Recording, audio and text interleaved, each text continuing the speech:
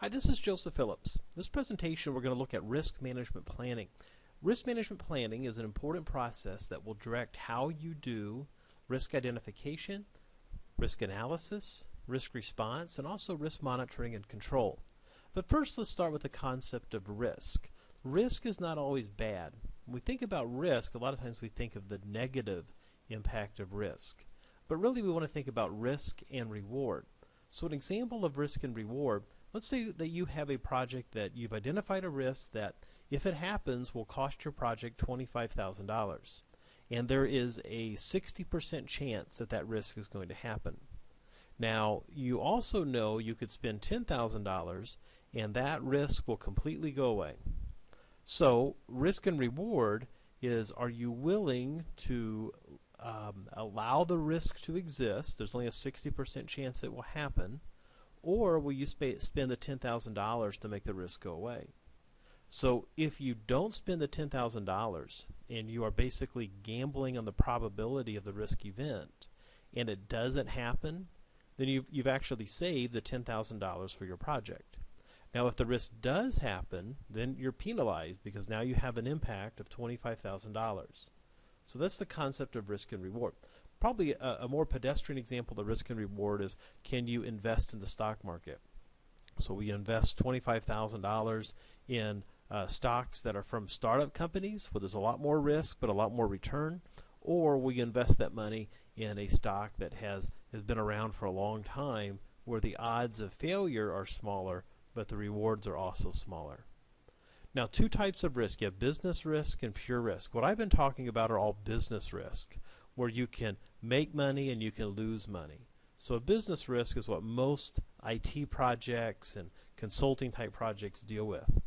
Now a pure risk, though, are risks that are just dangerous. You think about electricity or working in a construction environment or a manufacturing environment, where pure risk are things that only have a negative outcome. So we always want to alleviate or mitigate pure risk events. Now in risk management planning, we think about stakeholder tolerance for risk. It's also known as your utility function. Basically what this means is the higher the project priority, the more willing an organization is to spend money to eliminate risk. So if we're doing a high profile, high priority project, like that $25,000 risk event we saw in the last slide, would I be willing to spend the $10,000 in a high profile project versus a low project profile, or one that's of little priority? So the more important the project is, the more willing you are to spend the money to avoid risk. That ties into utility function and stakeholder tolerance for risk. Now risk management policies in an organization dictate what type of elimination or what type of practices will a project follow in order to eliminate risk events. When we go into plan about how to do risk management, we need the project manager, the project team, and any key stakeholders. And then what we're going to look at are the cost elements, like I talked about the $10,000 to make the risk event go away. But also we look at the impact and the probability, and then what effect does that have on our project. And then schedule activities, because sometimes a risk isn't just financial, it can cause a delay in our project. And then the risk management plan is what we're creating in this. It's the direction for doing quantitative and qualitative analysis. It's the direction for doing risk identification, which is an ongoing iterative activity. And then it's also how we do responses and monitoring and controlling. So all that's in our planning meeting and analysis. And this is a type of meeting that happens throughout the duration of the life cycle of the project. Now the risk management plan, what I was just talking about there, it really addresses 5 key things. Your methodology, so how will you do risk identification? What's your approach there? How will you do qualitative and quantitative analysis? And then how will you do risk response planning?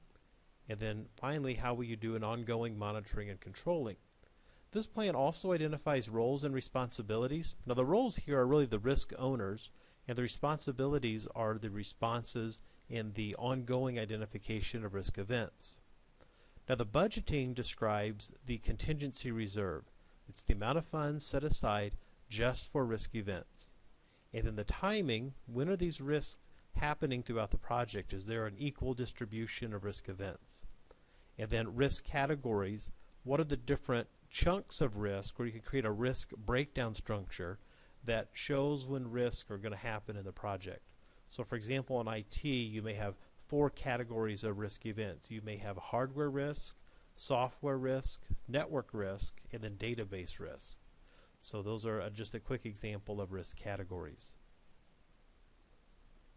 Now the risk management plan also identifies the probability and impact matrix, and then what's the scale or the definition of the probability and the impact? Are you going to use just an ordinal scale where we'll go high to low, or are you going to have more of a cardinal scale where we'll say the probability is a 60% chance and the impact is $25,000? What's the stakeholder tolerance? We talked about that a little bit earlier, where we had the high profile project, we're willing to spend more to avoid risk, than a low profile project. And then what's the reporting format and structure for risk events? Do you have to just give to the project sponsor, to certain stakeholders? So how will you communicate the status and the outcome of events? And then tracking risk, this is done through the risk register, and this is something that should happen throughout the project all the way into closing. Now, risk management policies are created by your organization to address how risk will be managed. These are known as enterprise environmental factors because they're rules and processes and procedures. Now, the nature of your work may affect your risk management policies. If you're in IT, you're going to have a different approach to risk management than if we were in construction. Now, in both of those, we have some industry standards to avoid risk. In IT, we talk about data redundancy and backups. And of course, in construction, we talk about safety measures and inspections and following code. Now, in some industries, we have regulated policies for risk. Just like in construction, we have OSHA concerns. In healthcare, we have HIPAA. And then in IT and accounting, we have Sarbanes-Oxley. So we have regulated policies which affect risk.